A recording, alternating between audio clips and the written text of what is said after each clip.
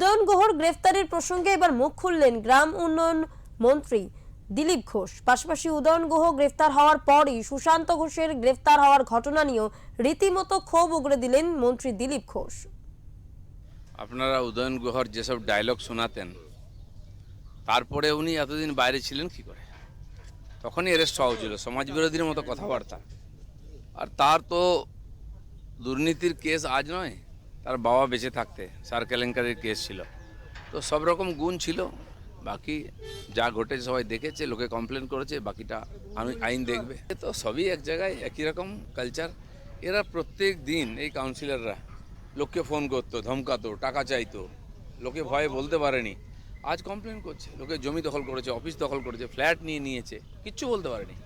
ক্লাবকে ক্লাব দখল করে নিয়েছে, বেড়ি দখল করে নিয়েছে। এগুলো তো আমরা সবাই জানি। আজ যারা ক্ষতিগ্রস্ত হয়েছেন তারা কমপ্লেন করছেন, তার উপরে হচ্ছে অ্যাক্টিভিটি।